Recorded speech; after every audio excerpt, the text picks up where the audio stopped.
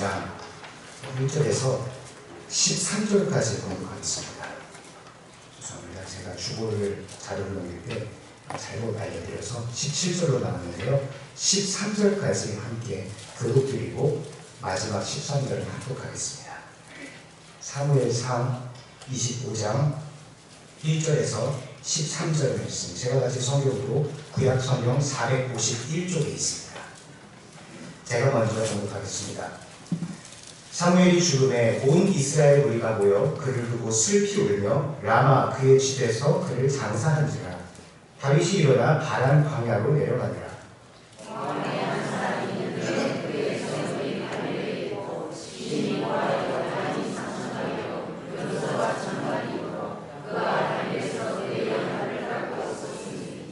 그 사람의 이름은 나발이요 그의 아내의 이름은 아비가일이라. 그 여자는 총명하고 용모가 아름다우나 남자는 완고하고 행실이 악하며 그는 갈렙 족속이더라.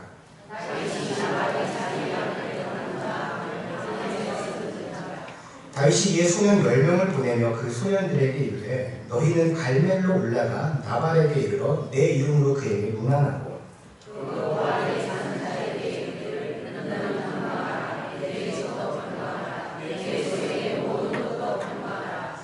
내게 양털 깎는 자들이 있다 함을 이제 내가 들었노라. 내 목자들이 우리와 함께 있었으나 우리가 그들을 해하지 아니하였고 그들이 갈멜에 있는 동안에 그들의 것을 하나도 잃지 아니하였나니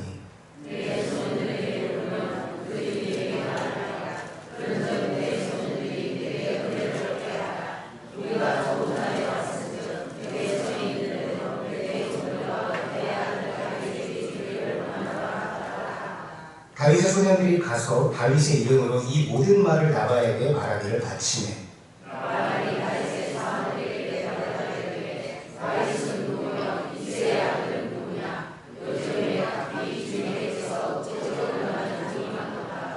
내가 어찌 내 떡과 물과 내 양털 깎는 자를 위하여 잡은 고기를 가져다가 어디서 왔는지도 알지 못하는 자들에게 주겠느냐 한지라.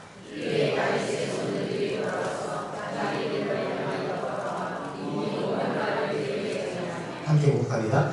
다윗이 자기 사람들에게 이르되 너희는 각기 칼을 차라 하니 각기 칼을 차매 다윗도 자기 칼을 차고 400명 가량을 데리고 올라가고 1인명은 수임을 곁에 있게 하니라.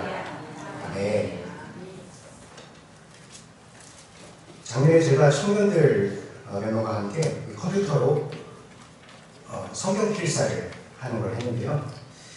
몇 달쯤 하다가 연말쯤 되니까 좀 시들해지다가 뜸해져서 몇 달 동안 중단돼서 안 하고 있었습니다. 그러다가 2주 전쯤에 문득 그게 생각이 났어요.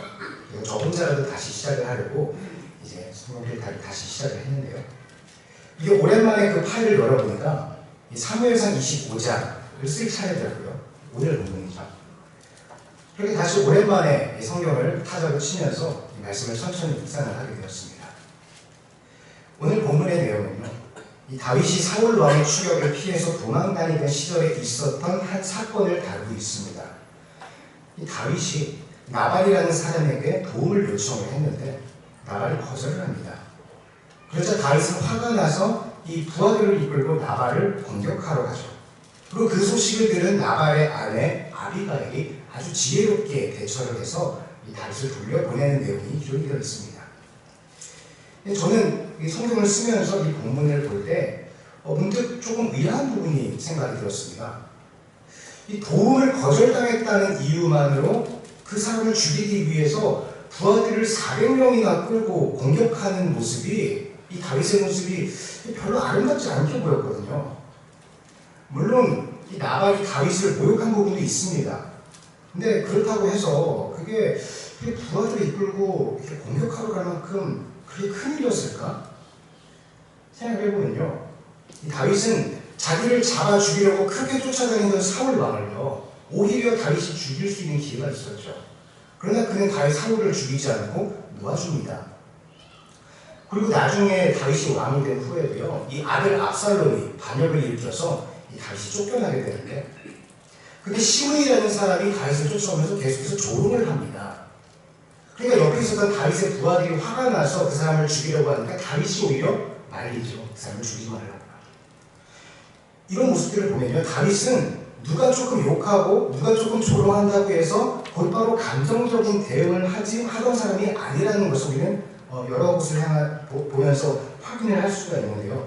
오늘은요, 그런 다윗의 모습과는 좀 안 어울리게 지금 부탁을 거절당하면서 모욕을 조금 당했다고 이렇게 400명이나 부하를 이끌고 공격하러 가는 과격한 모습을 보이고 있더라는 겁니다. 왜 다윗은요, 오늘 본문에서는 이렇게 다윗스럽지 않은 모습을 보이고 있는 것일까? 저는 이런 의아함과 함께 혹시 다윗이 이 순간에 그렇게 행동할 수밖에 없는 뭔가 다른 이유나 어떤 속사정이 있진 않았을까 하는 의구심을 품으면서 이 본문을 좀 더 들여다보게 되었습니다. 어느 시대 어느 민족에게나 지도자가 필요합니다. 어떤 지도자가 나라를 어떻게 다스리느냐에 그 민족의 미래가 좌지우지된다는 것을 우리는 역사를 통해서 어렵지 않게 확인할 수가 있습니다. 그런데 오늘 본문 처음 머리에서요, 이스라엘의 위대한 지도자였던 사무엘이 죽임을 세상을 떠났습니다. 사무엘은 이스라엘의 첫 번째 왕인 사울이 세워지기 전까지 그 혼란스러웠던 사사시대 말기의 이스라엘을 다스렸던 지도자였죠. 저마다 자기 소견대로 살아가던 백성들을 여호와 하나님을 향한 신앙으로 하나로 묶어주었던 아주 뛰어난 영적인 지도자였습니다. 그래서 사무엘은요, 이 사울 왕이 왕으로 세워진 이후에도 실질적인 영적인 지도자로서 사울 왕과 이스라엘의 든든한 버팀목이 되어주었죠. 그런데 그 사무엘이 오늘 세상을 떠난 겁니다. 이 사무엘의 죽음은요, 사울 왕에게도 그리고 다윗에게도 굉장히 큰 영향을 끼쳤을 겁니다. 이 사울 왕의 입장에서는 더 이상 자신을 인도해줄, 이끌어줄 유일한 스승이 사라졌기 때문에 오롯이 자신의 판단과 의지로 나라를 이끌어가야만 했죠. 그런데 한편으로는요, 이제 더 이상 사무엘의 눈치를 볼 필요가 없었기 때문에 아마도 사울은 다윗을 잡아 죽이려는 그 계획에 보다 더 적극적이고 보다 더 노골적으로 행동할 수도 있었을 겁니다. 반대로 다윗의 입장에서 보면요, 하나님의 명령을 받아서 자신에게 기름을 부어주었던 그 사무엘이 존재 자체만으로도 얼마나 든든했겠습니까? 그렇지 않아도 지금 의지할 것 하나도 없이 사울왕의 추격을 피해서 목숨을 위협받으며 도망을 다니고 있었던 다윗에게 있어서 정신적 지주였던 사무엘마저 세상을 떠났다는 그 소식은 아마도 다윗에게 있어서 굉장히 큰 충격으로 다가왔을 겁니다. 온 이스라엘이 사무엘의 집에 모여서 그의 죽음을 애도할 때에 아마도 다윗 역시 멀찌감치 숨어서 그 장례식을 바라보고 있었을 겁니다. 사울과 그 신하들에게 들키지 않기 위해서 몰래 애도의 눈물을 흘렸겠죠. 이스라엘의 일반적인 장례 절차는 약 30일 정도 죽은 사람을 위해서 곡을 했다고 하는데요. 다윗의 마음 같아서는 그 사무엘의 장례가 이루어지는 30일 내내 그 옆을 지키면서 정성을 다해서 예를 다하고 싶었을 겁니다. 그러나 그는 왕에게 쫓겨다니는 시분이었기 때문에 금세 이제 다른 사람 눈에 띄기 전에 바람 광야로 다시 숨어 들어갈 수밖에 없었습니다. 그렇게 이스라엘의 실질적인 영적 지도자였던 사무엘이 죽었습니다. 그리고 총기 있고 건실하게 나라를 다스리려고 애썼던 사울 왕의 그 모습은 온데간데 없이 사라지고 질투와 분노의 감정에 사로잡혀서 나라 일을 돌보는 것보다는 한 신하를 잡아 죽이는 데에 총력을 기울이고 있었죠. 그 와중에 이웃 국가인 블레셋과의 외교 관계는 계속해서 악화되고 있었습니다. 지금 이스라엘은요, 다시 사사시대의 그 혼란스러웠던 시절로 되돌아가는 것만 같았습니다. 그렇게 바람광야에서 숨어 있었던 다윗은 나발이라는 사람이 양털을 깎는다는 소식을 듣게 됩니다. 그리고 그곳으로 사람을 보내게 되죠. 이스라엘은 목축업, 그 중에서도 양을 치는 산업이 가장 중요한 산업 중에 하나였고요. 그 양을 치는 일 중에서는 양털을 깎는 일이 가장 중요한 일이었다고 합니다. 그래서 주인은요, 양털을 깎을 때 잔치를 열었다고 하더라고요. 마치 농부들이 추수를 끝내고 이 추수감사 축제 이런 걸 열듯이 말이죠. 이 이스라엘 사람들은 손님접 때를 최고의 미덕으로 여기는 사람들이었기 때문에 마을에 잔치가 벌어지면 지나가는 나그네들도 다 초대해서 극진하게 대접하는 것이 너무 당연했습니다. 일반적으로는 그런데요, 지금 나발은요, 양을 3,000마리나 가지고 있었던 아주 큰 부자였거든요. 그런 부자가 잔치를 열었으니까 다윗이 보기에는요, 우리 공동체가 쉼을 얻기에 충분할 만한 그런 아주 큰 잔치였던 겁니다. 그리고 다시 보니까요, 이 나발이라는 사람의 양떼는 예전에 자기네들이 보호해 준 적도 있었거든요. 그러니까 이 본문 7절에서 나발한테 다윗이 사람을 보내면서 우리가 예전에 당신의 양떼를 이렇게 도와준 적도 있으니까, 그리고 우리가 도와줬던 거를 당신의 목자들이 증인이니까 이번 기회에는 우리한테 좀 도움을 주세요 라고 아주 정중하게 사람을 보내고 있는 겁니다. 아무도 다윗은요, 거절당하려는 생각을 안 했을 겁니다. 그런데 그 기대가 빗나가 버렸죠. 호의를 베풀어 줄 줄 알았던 나발이 그 부탁을 거절할 뿐만 아니라 다윗을 모욕하기까지 합니다. 그래서 다윗은 화가 나서 나발을 공격하러 떠나죠. 지금 성경에서는요, 이 다윗이 나발을 공격하러 가는 이유에 대해서 크게 두 가지로 제시가 되고 있습니다. 하나는 방금 말씀드린 대로 다윗이 광야에서 지낼 때에 그 나발의 양떼들을 보호해 준 적이 있었다라는 것이고요. 근데 그것을 그 호의를 무시했다라는 것이고, 다른 하나는 아니 거절하려면 그냥 곱게 거절할 것이지 왜 모욕을 하면서 거절하냐는 거죠. 물론 이 두 가지 이유가 다윗을 화나게 하기에 충분하다는 걸 저도 인정합니다. 저라면 더 화를 냈을 것 같아요. 그런데 한편으로 이 본문을 보면서 제가 조금 납득이 안 되는 부분이 있었는데요. 왜냐하면 이 다윗이 나발의 양떼를 지켜줬다라고 하는데, 물론 그건 굉장히 고마운 일이긴 하죠. 그런데 그건요, 다윗이 자발적으로 했던 것이 나발이 다윗한테 양떼를 지켜달라고 요청한 적이 없다는 겁니다. 일단 나발은 양이 3,000마리나 되는 큰 부자였기 때문에 그런 대규모 양떼를 지키기 위해서는 당연히 그 양떼를 돌보는 사람들을 고용했을 겁니다. 그러니까 지금 다윗이 과거에 나발의 양떼를 보호해 주었다는 의미는요, 이 다윗의 무리가 나발의 양떼의 보디가드가 되어 주었다라는 의미보다는 아마도 나발의 양떼와 다윗의 무리가 서로 만났을 때 다윗의 무리가 그 양떼를 해치거나 이렇게 훔치거나 이렇게 해코지를 하지 않도록 다윗이 특별히 조심했다라는 의미에 더 가깝지 않나 하는 생각이 들었습니다. 왜냐하면 다윗은 지금 600명이나 되거든요. 정부에게 쫓겨다니는 600명의 도피자들이 뭘 그렇게 제대로 먹고 제대로 입고 제대로 쉴 수 있었겠습니까? 그런 상황에서 양떼를 발견했다. 아마도 습격해서 뺏어와도 전혀 이상하지 않을 상황이었을 겁니다. 어차피 지금 다윗의 무리는요, 이 나라에 찍힌 반정부주의자들이거든요. 어차피 지금 범죄자로 낙인치면서 도망다니고 있는 상황입니다. 이런 상황에서 양을 조금 더 훔치는 게 뭐가 그렇게 대수였겠습니까?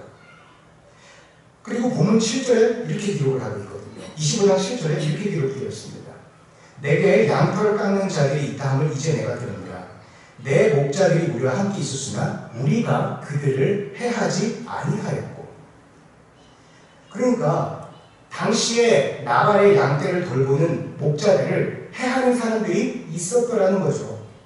만약에 다른 사람이었더라면 충분히 그런 마찰이 있을 수 있었겠지만, 나 다윗은 이스라엘의 기름 부음 받은 자로서 당신의 양떼를 공격하지 않고 해치지 않고 당신의 양을 하나도 잃지 않게 보호해 주었기 때문에 그걸 봐서라도 오늘 우리에게 좀 호의를 베풀어 줄 수 없겠습니까? 라는 의미로 제가 이 본문이 있는 것이더라고요. 물론 그것만으로도 참 고맙다면 고마운 일이겠죠. 근데 제 생각에는 나발 입장에서 볼 때는 아니 부탁하지도 않은 일을 해놓고 대가를 요구하는 모습으로 보일 수도 있었겠다는 겁니다. 결정적으로 다윗이 그 거절을 당하고 나니까 400명이나 되는 사람에게 칼을 채워서 공격하러 가는 모습이 이게 정말 다윗이 지금 합당한 행동인가라는 의문이 제 안에 들었던 겁니다. 만약에 제가 여기까지 생각을 하고 그쳤다면 나발은 조금 억울하고 다윗이 조금 이해되지 않는 억지를 부리는 것으로 묵상을 하면서 생각을 끝냈을 텐데요. 제가 며칠 전에 밤에 이제 저희 애를 재우면서 동화책을 하나 읽어주다가 그 동화의 내용과 이 본문의 내용이 연결이 되면서 좀 더 깊이 생각하게 되었습니다. 그 동화의 제목은 뿔 띄워 우는 돼지라고 합니다. 내용을 간단하게 소개해드리면 이렇습니다. 한 농장에 동물들이 많이 살고 있었는데 어느 날 그 농장 주인이 바뀌게 되었습니다. 근데 그 새로운 주인 아저씨가 너무 무섭게 생긴 거예요. 동물들은 그 주인 아저씨를 만나는 순간 다들 깜짝 놀라서, 너무 무서워서 깜짝 놀라버렸습니다. 근데 문제는 그냥 동물들이 너무 심하게 깜짝 놀라는 바람에 자기 울음소리를 까먹은 거예요. 다음날 아침에 주인 아저씨가 동물들에게 아침밥 주는 거를 까먹고 자기 볼일을 보러 농장 밖을 나가버렸는데, 이 동물들은 배가 고프니까 밥 달라고 주인 아저씨를 부르고 싶은데 울음소리를 까먹어서 주인 아저씨를 부를 수가 없는 겁니다. 그래서 그냥 놓쳐버렸어요. 동물들은 쫄쫄 굶는 채 모여서 내 울음소리가 원래 뭐였지? 서로 고민하면서 이야기를 나누기 시작했습니다. 근데 다행히 한참 그렇게 서로 이런저런 소리를 내면서 고민을 하다 보니까 자기 목소리를 찾기 시작했어요. 이 개는 멍멍 소리를 되찾았고, 오리는 꽥꽥 소리를 되찾았고, 닭은 꼬끼오 소리를 찾았습니다. 마지막으로 돼지가요, 이런저런 소리를 내다가 자연스럽게 꼴꼴 소리가 나오는 거예요. 또 친구들이 이렇게 말했습니다. 돼지야, 맞아. 그 꿀꿀 소리가 너 소리가 나는 것 같아. 근데 돼지가 보기에는요, 꿀꿀 소리보다 옆에 있던 수탉의 꼬끼오 소리가 더 마음에 드는 거예요. 돼지가 친구들에게 말했습니다. 얘들아, 근데 나는 꿀꿀 소리보다는 꼬끼오 소리가 더 좋은 것 같은데, 나 둘 다 하면 안 될까? 그러니까 친구들은 울음소리는 하나만 가져야 한다면서 돼지를 알렸습니다. 근데 이 꼬끼오 울음소리가 너무 탐이 났던 돼지는 포기하지 못하고 고집을 부렸습니다. 그럼 나는 꿀끼오로 할 거야. 꿀끼오가 뭐야? 돼지야, 그건 너 소리가 아닌 것 같아. 동물들이 모두 말렸지만 돼지는 고집을 부리면서 꿀끼오하며 울기 시작했습니다. 그리고 그날 저녁에 주인 아저씨가 농장에 돌아오자 동물들은 저마다 주인 아저씨를 부르면서 밥을 달라고 외쳤습니다. 그제서야 주인 아저씨는 이 동물들에게 밥을 주지 않았다는 것을 기억하고 서둘러서 자신을 부르고 있는 동물들에게 찾아가서 저마다 맞는 밥을 주기 시작했습니다. 이렇게 한참 밥을 주고 있는데요, 저기 어디선가 꿀끼오 하는 소리가 들리는 거예요. 주인 아저씨는 이게 무슨 소리지? 수탉 소리인가 하고 수탉을 봤는데 수탉한테 이미 밥을 줬거든요. 잘못 들었나? 하고 이제 나가려는데 그 주인 아저씨가 나가려는 모습을 보고 다급해진 돼지는 꿀꿀 하면서 다시 울기 시작했고요. 그 소리를 들은 주인 아저씨는 내가 돼지한테 밥을 안 줬지 하고 돼지한테 다시 밥을 줬답니다. 그 후로 돼지는 다시 꿀꿀하며 울었다고 합니다. 멋진 이야기죠? 제가 왜 이 이야기를 읽으면서 나발이 떠올랐냐면요, 이 나발이 다윗의 부탁을 거절한 이유가요, 단순히 그가 어리석거나 미련하거나 남을 돕기 싫어하는 악한 성품이 있었던 거, 물론 그것도 있었겠습니다만 그 안에 근본적으로 나발은 하나님의 말씀을 인정하지 않고 자신이 있어야 할 자리에 있지 않았다는 것을 제가 발견을 했기 때문입니다. 꿀끼오하고 우는 돼지는 잘못된 겁니다. 돼지는 꿀꿀하고 울어야 되고요, 닭이 꼬끼오하고 울어야죠.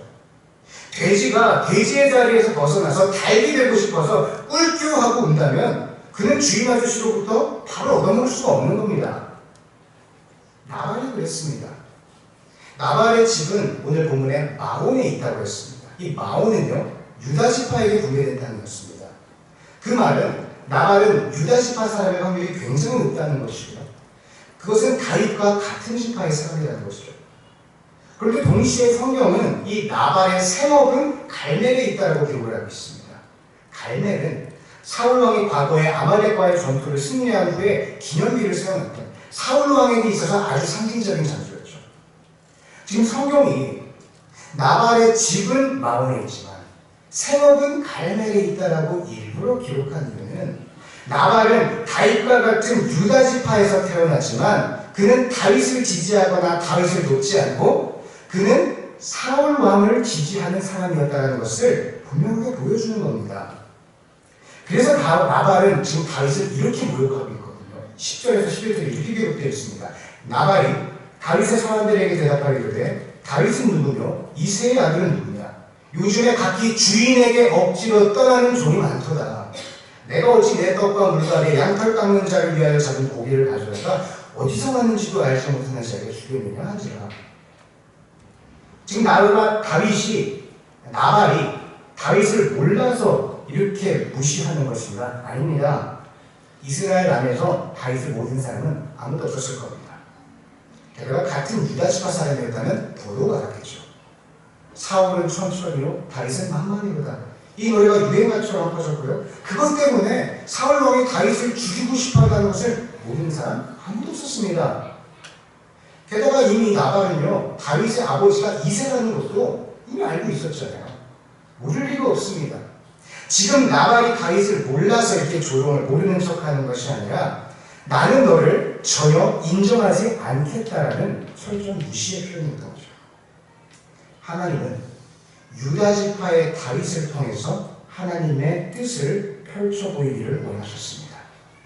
그러나 나발은 같은 유다 지파에서 태어났음에도 불구하고 그런 하나님의 뜻과 계획에는 전혀 관심도 없고 그냥 지금 당장 권력을 가지고 있는 사울 왕의 편에 서서 내 재산을 누리는 데 급급했다는 거죠.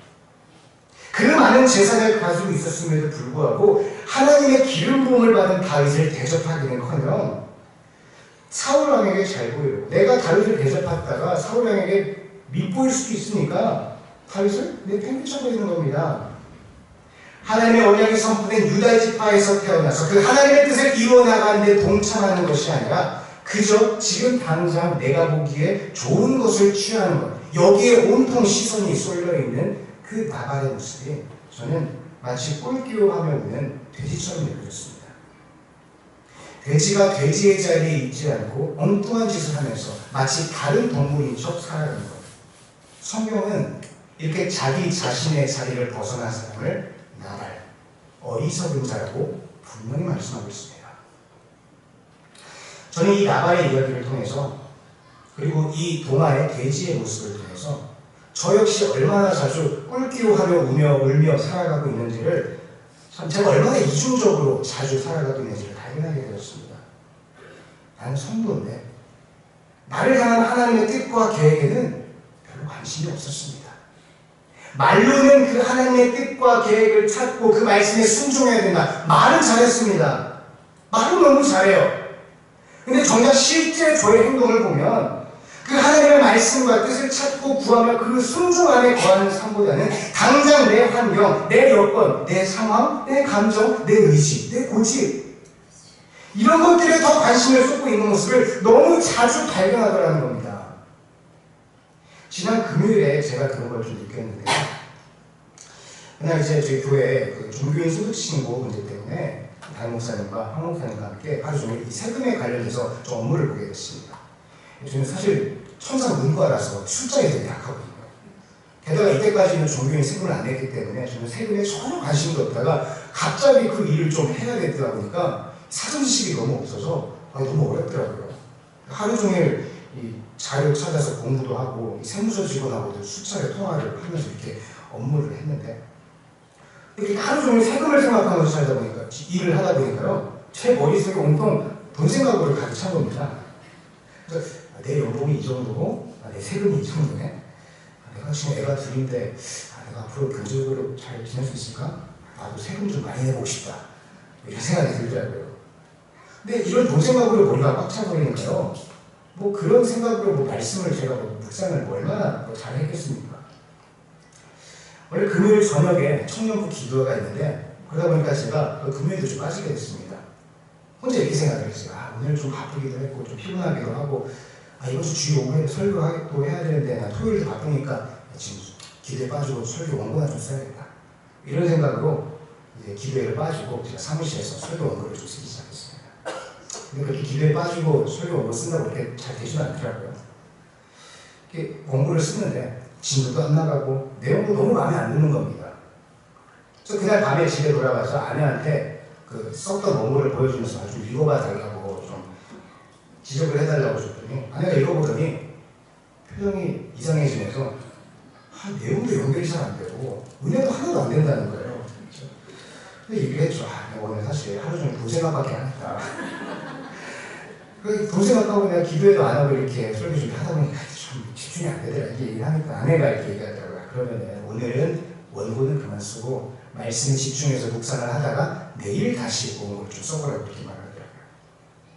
제가 그날 밤에 생각을 좀 해봤습니다. 기도에 빠지게 좀 마음에 걸리더라고요.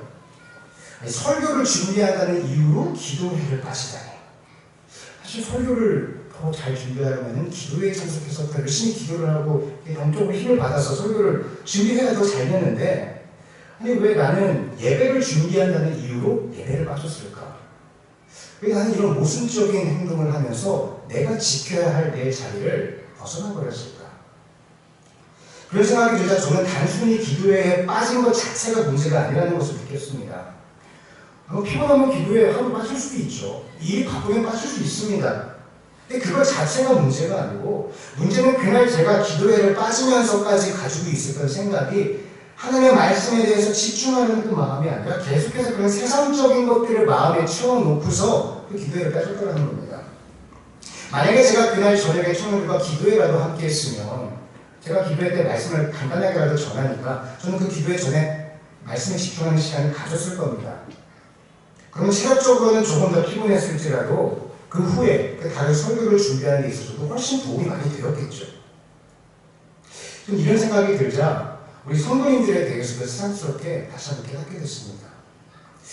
나는 교회 안에서 일을 하고 있음에도 불구하고 이렇게 잠시 세상적인 일 좀 다른 것 때문에 이렇게 본 생각이 머릿속을 가르치려고 있는데, 우리 성도님들은 날마다 그 세상의 자리에서 이런 삶을 살아가고 계시구나.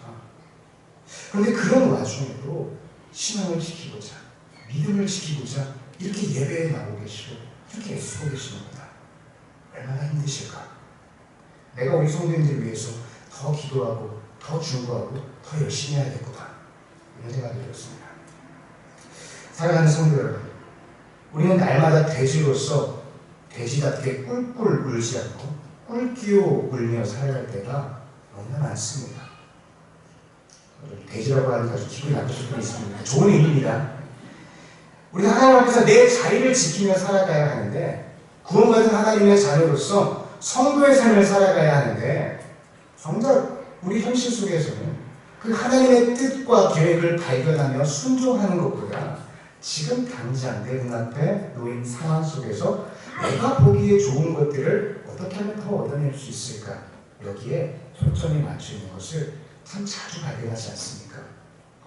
하나님은요, 유다 지파의 다윗을 통해서 하나님의 뜻을 이루기 원하셨습니다. 그러나 나발은 그 다윗이 아닌 세상의 세력 사울 왕의 편에 섰죠. 그리고 오늘 하나님께서는 우리 각자의 삶 속에 하나님의 뜻과 계획을 펼쳐 보이기를 원하십니다. 여러분들은 어느 편에 서시겠습니까? 지금 당장 세상의 권력을 가지고 멋져 보이는 사울 왕 편에 서기를 원하십니까? 아니면 초라하고 볼품없어 보이지만 하나님의 언약과 함께하고 있는 다윗을 돕기 원하십니까? 여러분들 지금 어디에 서 계십니까? 함께 기도하겠습니다. 사랑하는 내가 풍성하신 하나님 감사합니다. 날마다 나발과 같이 내가 있어야 할 자리, 내가 바라봐야 할 대상을 잃어버린 채 세상의 것들을 향하고 있는 나의 모습을 고백합니다. 이 시간 우리를 향한 하나님의 뜻과 계획을 바라보기 원합니다. 날마다 우리의 삶 가운데에 나를 향한 하나님의 뜻을 발견할 수 있도록 성령님 인도하여 주시고, 그리고 그 뜻에 순종할 수 있는 담력과 끈기를 허락하여 주시옵소서.